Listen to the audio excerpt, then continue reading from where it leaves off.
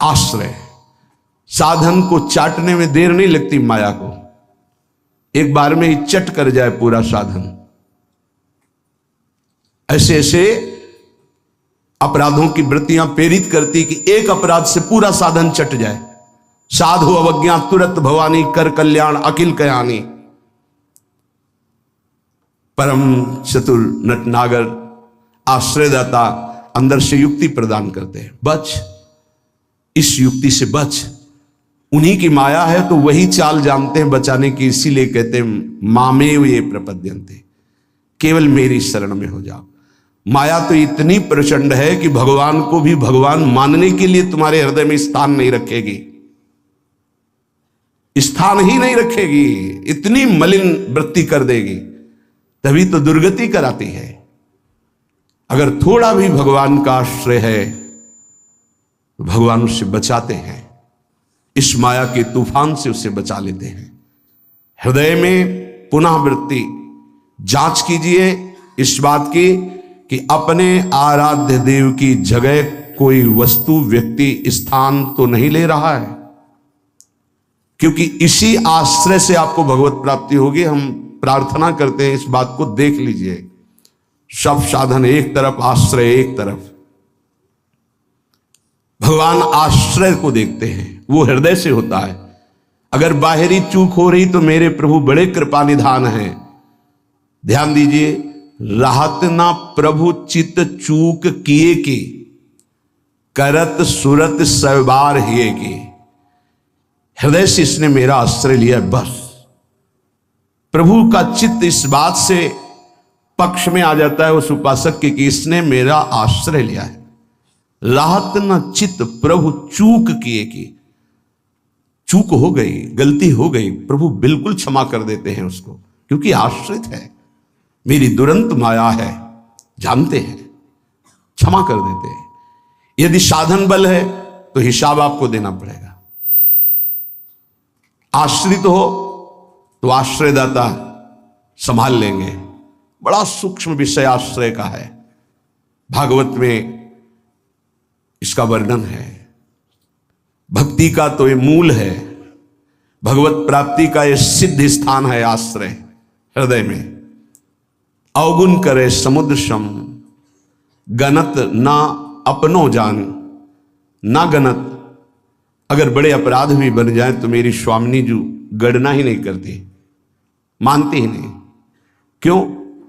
मेरी चूक है, ये तो मेरे आश्रित है, आश्रित की चूक मेरी चूक। ऐसा हमारे आराध्य देव का स्वभाव है। मेरे शरणागत की चूक मेरी चूक। जय विजय ने रोक दिया, सनकादि ने शाप दिया, प्रभु आए और कहा मेरे सेवकों के द्वारा किया हुआ अपराध मैं क्षमा चाहता हूं। मैं स्वयं मानता हूं कि मेरे द्वारा ही अपराध हुआ, क्योंकि सेवा का अपराध स्वामी का माना जाता है, मानो स्वामी ने ही अपराध किया। हृदय भर आता है प्रभु की इस आश्रयदाता वृत्ति पर। जय विजय से कहा तुम चिंता मत करो, तुम 3 बार अवतार लोगे, हम 4 बार लेंगे।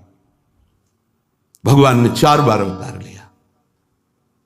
रावण कुंभकर्ण भगवान राम रूप से अवतरित हुए। हिरणाक्ष हिरण्यकश्यप भगवान नरसिंह वाराह रूप से प्रकट हुए।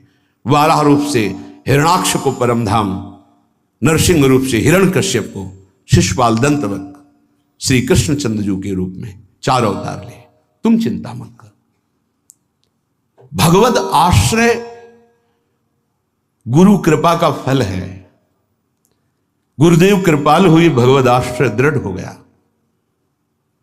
आश्रित मगन रहता है, अगला कदम कहां पड़ेगा उसको चिंता नहीं है, क्योंकि मेरे जीवन की डोर मेरे आश्रयदाता के हाथ में है। वो जिधर लगाम से खींचेंगे उधर ही इंद्रिय और बुद्धि ये सब उधर ही लग जाएंगे। नाथ आप देख लो, मैं आपकी शरण में हूं। बड़े बड़े महाभागवतों ने इसी आश्रय के बल पर मायावी नाना प्रकार के काम क्रोधात पर विजय प्राप्त की। ये बड़े मायावी, समझ में ही नहीं आता। अगर शत्रु शत्रु के रूप में आए तो समझ में आवे, लेकिन शत्रु परम मित्र के रूप में आ जाए तो समझना बड़ा मुश्किल होता है। शत्रु यदि रिश्ते नाते के रूप में आ जाए बड़ा कठिन होता है। तो मन बुद्धि का संबंध बहुत समय से देहाभिमान में है। देहाभिमान में ही ये सब छुपे हुए विकार बैठे हैं, पता नहीं चलता, ऐसा लगता है हम निर्विकार हो गए, पर विकार छुपे हुए सूक्ष्म रूप से रहते हैं, अवसर आने पर प्रबल हो जाते हैं। इसलिए उपासक आश्रय, देवर्षि नारद को प्रचंड माया का भगवान से प्रेरित होकर आक्रमण करना, मोहित हो जाना, बिल्कुल तन्मय हो जाना, पूरा प्रसंग में ध्यान से सूक्ष्मता से देखिए। वो कह रहे इस समय कोई साधन भजन नहीं होगा, बस मुझे ब्याह करना है। लेकिन उस समय भी आश्रयदाता की स्मृति नहीं गई। ये आश्रय जोर का होता है। विचार किया कि मेरा हितैषी कौन, बोले हरि।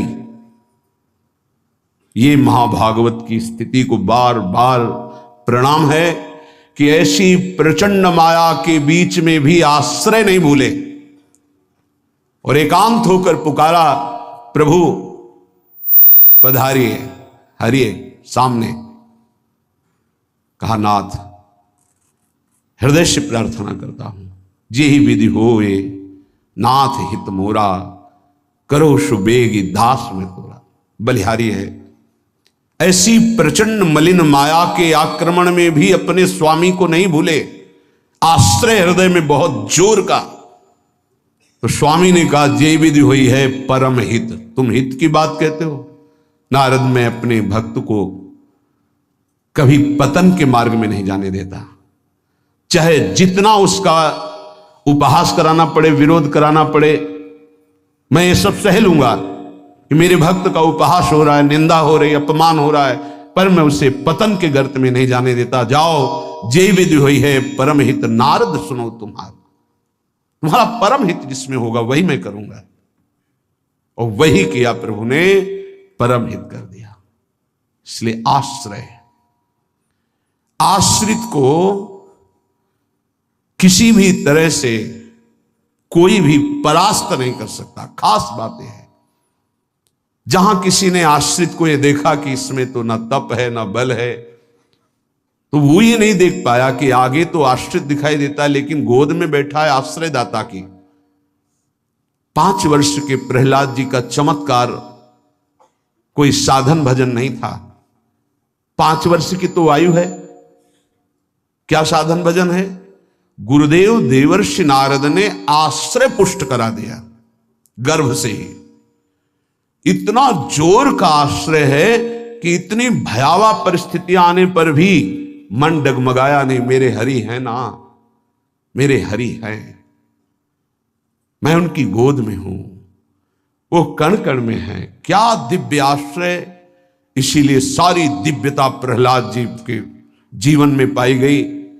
गुरुदेव नारद जी से पहले उनका स्मरण होता प्रहलाद, फिर नारद। प्रहलाद नारद पराशर पुंडरीक व्यासंबरी सुख सौनक भीष्मदाल ध्यान। सबसे पहले भक्तराज प्रहलाद जी का नाम, क्योंकि 5 वर्ष की अवस्था में निष्काम धर्म की चरम सीमा में आश्रय की भारी स्थिति में प्रहलाद जी को पाया गया। ध्रुव जी भी महाभागवत हैं, पर पहला नाम नहीं लिया गया क्योंकि उन्होंने अटल पदवी की आकांक्षा की। निष्काम धर्म की चरम अवस्था प्रहलाद जी की। नरसिंह भगवान प्रकट हुए और पूरी लीला करने के बाद प्रहलाद जी को गोद में बैठाल के कहते, मेरी आज्ञा है, आप वरदान मांगो। हाँ प्रभु, आपकी आज्ञा का पालन करने के लिए वरदान मांगता हूं कि मेरे हृदय में कुछ मांग ही न रह जाए। ये क्या वरदान? मेरे हृदय में कुछ मांग ही न, आपको पाने के बाद अब क्या मांगू, क्या पाऊं? आश्रय, दृढ़ आश्रय। ये देहाभिमानी की समझ में नहीं आएगा। भगवद आश्रय, हृदय से आर्त भाव से जितनी दिव्यता वो सब आश्रय में विराजमान रहती है। इसलिए नाम आश्रय, धाम आश्रय, रूप आश्रय, लीला आश्रय, ये सब उसी परम आश्रय के खंभे हैं जिनके ऊपर प्रेम महल बनता है। इसी प्रेम महल में अद्भुत विलास और उसी में आपका प्रवेश, प्रेम विलास में। नाम रूप लीला धाम, ये महल के खंभे हैं, प्रेम महल के। और आश्रय, दृढ़ आश्रय आराध्य देव का। कैसा दृढ़ आश्रय? यह जोरी अविचल वृंदावन, नाहिन आन सुकाज, नाहिन आन सुकाज। मेरे प्रिया प्रीतम, हमारे माई श्यामाजू को राज। देखो आश्रय, मेरे प्राणनाथ श्री श्यामा शपथ करो तृण छिए, कसम खा के कहता हूं, हृदय में केवल श्यामाजू का आश्रय।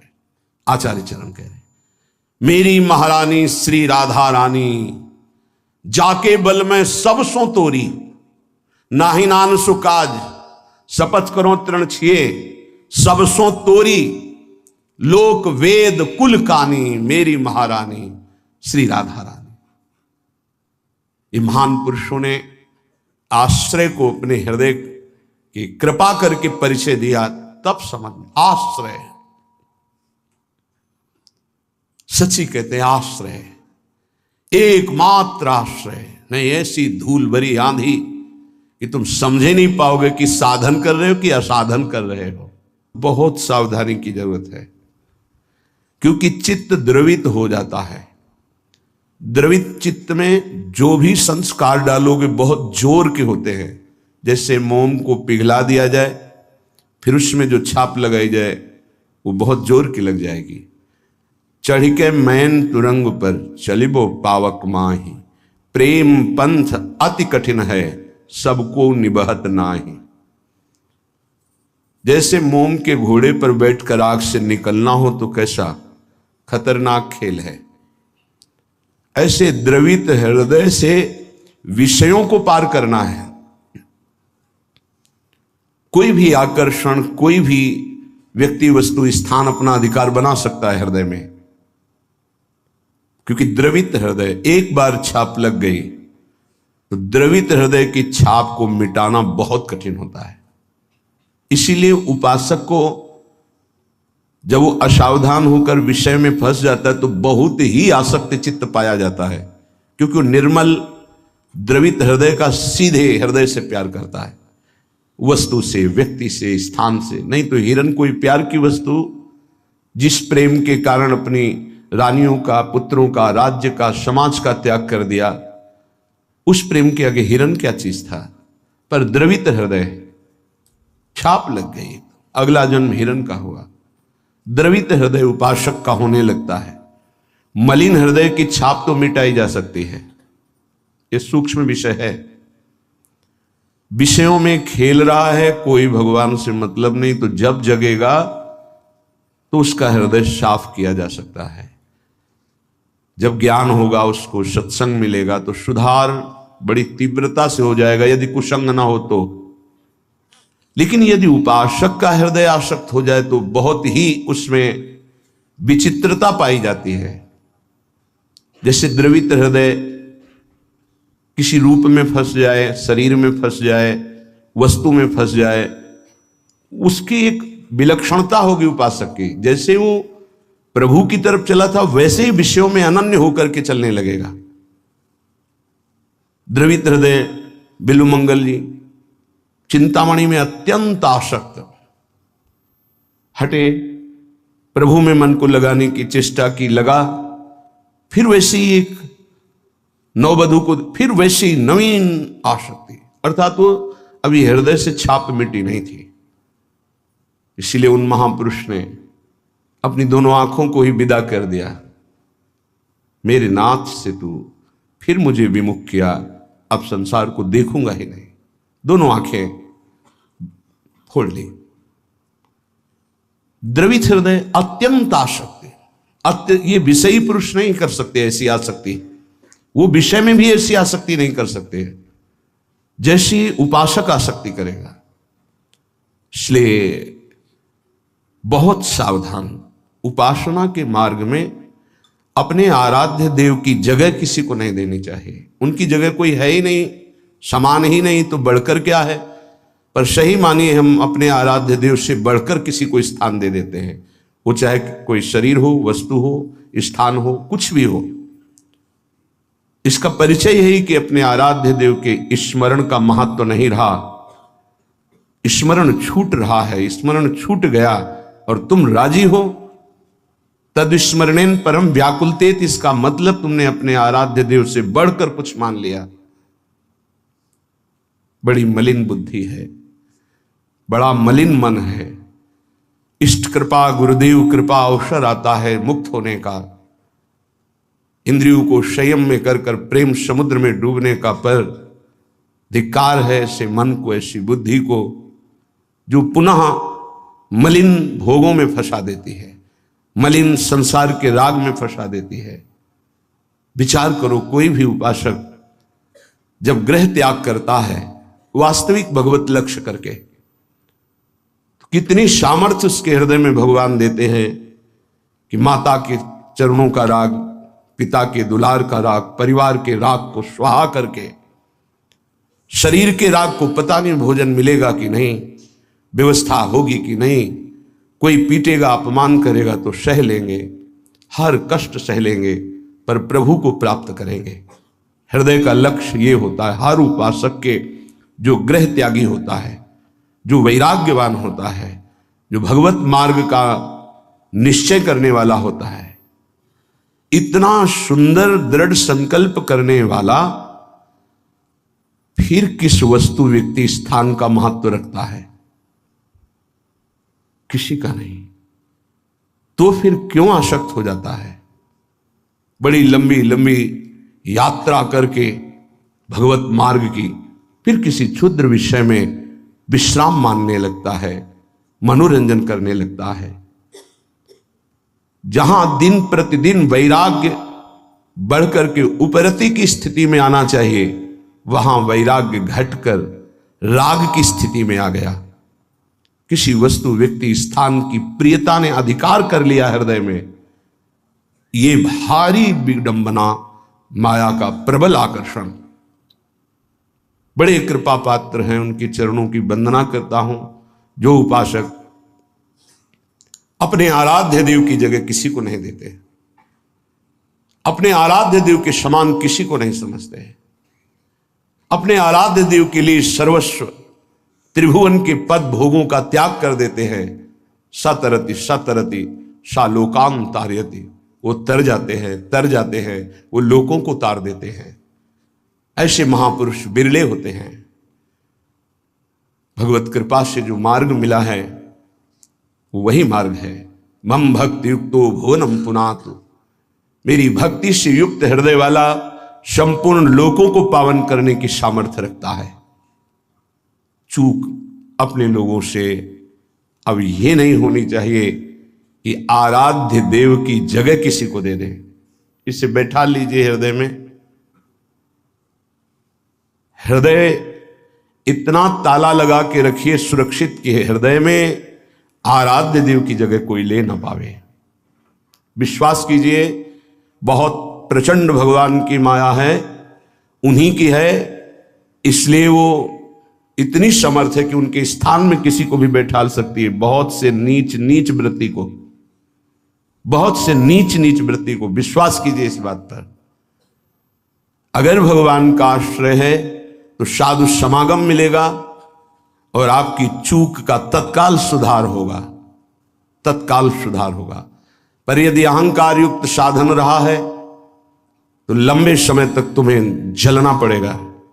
जब तक अहंकार गलित होकर आर्त भाव से पुकारोगे नहीं कि नाथ मुझे बचा लो, तब तक ये माया पछाड़ती रहेगी। ये हम पढ़ी लिखी बात नहीं कह रहे, ये संतों के हृदय की बात कह रहे हैं, ये साधकों के हृदय की बात कह रहे हैं, जो हृदय में चिंतन हुआ उसकी बात कर रहे हैं। अगर हृदय को तन्मय किया जाए तो पूरे विश्व ब्रह्मांड में जितने हृदय, सब हृदय की बात हृदय में आ जाएगी। जैसे ध्रुव जी ने अपनी प्राणवायु बंद की तदात्म भाव से, तो संपूर्ण विश्व की चराचर जीवों की वायु अवरुद्ध हो गई, क्योंकि परमात्मा हृदय में विराजमान है, जो उसको जागृत कर लेता है तदात्म भाव से, जो पूरे विश्व को अनुभव करा सकता है। इसलिए मम भक्ति युक्तो भुवनम पुनातु।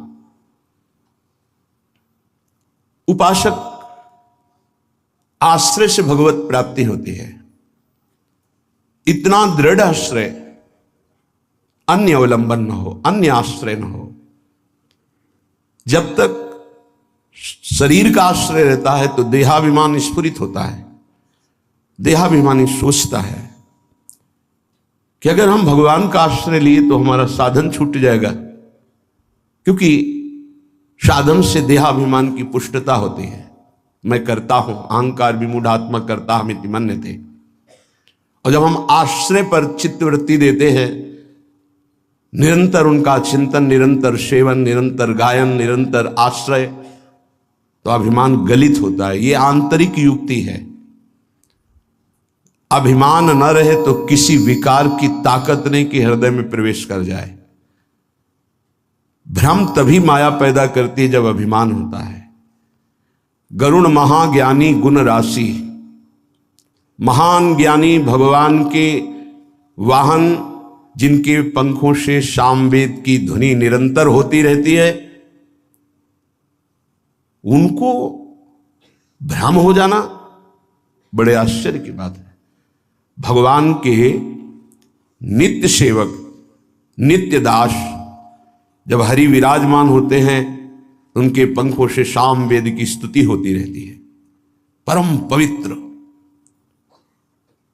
उनके हृदय में भ्रम हो जाना, ये श्री भगवान है जिनको एक निशाचर नागपाश में बांध देता और मैं मुक्त करता हूं, उस समस्त जगत को मुक्त करने वाले प्रभु है। नहीं, कैसे प्रभु हो सकते हैं? इनकी तो दशा में देख रहा हूं, नागपाश में कैसे पीड़ित हो रहे हैं। भ्रम हो गया। क्यों भ्रम हुआ? परम ज्ञानी भगवान शंकर उमा जी से कहते हैं, कीन होश कबहूं अभिमाना, सुख होवन चाह कृपा निधाना। मैंने भगवान की कृपा से जान लिया कि गरुण जैसे महापुरुष को जो भ्रम हो गया, व्याकुलता हो रही है, इनका चिंतन बदल गया, इसका मतलब इन्होंने कहीं अभिमान किया, उसी को खोना चाहते हैं प्रभु, इसीलिए इनको भ्रम हो गया। नहीं तो महान परम बंदनी भगवान के पार्षद है, इनको भ्रम कैसे हो सकता है? सोचो, इतनी ऊंचाई तक माया अपना दांव चाल चल सकती, तो हम आप क्या चीज हैं? दैन्य, दैन्य होकर के, भगवद आश्रित होकर के फिर जो नाम जप करना, वाणी गायन करना, परिक्रमा लगाना और जो साधन है, ये कृपा से देखा जाता है। इसमें अहम नहीं होता, मैंने किया, मैं ऐसा नियम लिए हूं, मैं ऐसा संकल्प किए हूं, मैं करता हूं। नहीं, मेरे स्वामी, मेरे आराध्य देव मुझसे नाम जपवा रहे, परिक्रमा लगवा रहे, धाम वास करवा रहे, किंचन मात्र अहम नहीं। जब अपने में गुणों का चिंतन हो और दूसरों में कमी का चिंतन हो, तो जान लेना चाहिए पतन का अवसर आ गया है। अब आपको ठोकर लगेगी, गिरना पड़ेगा आपको। सावधान हो जाओ, पुकारो प्रभु से, प्रभु बचा लो, अहंकार आ गया। बहुत घातक, बहुत घातक। अपने में गुण का चिंतन होने लगे, दूसरे में कमी का चिंतन होने लगे, तत्काल अपने आराध्य देव को पुकारो, आश्रयदाता को, नाथ बचा लो, अहंकार आ गया। ये अहंकार का परिचय है। लेकिन हम इतने मंद बुद्धि के हैं कि हम निंदा भी कर लें तो प्रभु से पुकारते नहीं, बचा लो। इसका कारण प्रभु का आश्रय नहीं है। जो हम आश्रय आश्रय चिल्लाते हैं उसको समझिए, प्रभु का आश्रय नहीं है, गुणों का आश्रय है। और जितने भी गुण हैं वो मायाकृत है। गुण मानी संसार और सकल गुण प्रीत बिनु, बहुत धरत सिरभार, श्री हरिवंश कृपा बिना।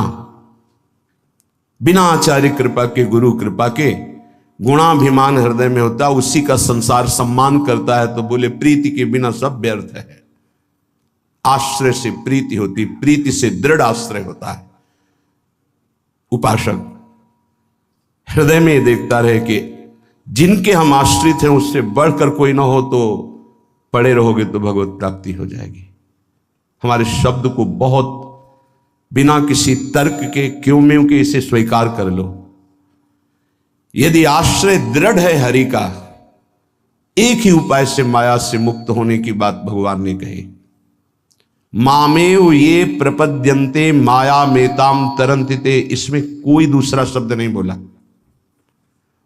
ऊपर के इस श्लोक की पंक्ति में बताया अपनी माया की महिमा कितनी दुरत्य है, दुरंत है, प्रचंड है। दैवी हेषा गुणमयी मम माया दुरत्या। और उसके नीचे की पंक्ति में बताया उपाय उससे मुक्त होने का। मामेव ये प्रपद्यन्ते, बस माया में ताम तरंती, मेरे आश्रित। अभी ये आश्रय कैसे दृढ़ होता है तो उपाय बताया जाता है।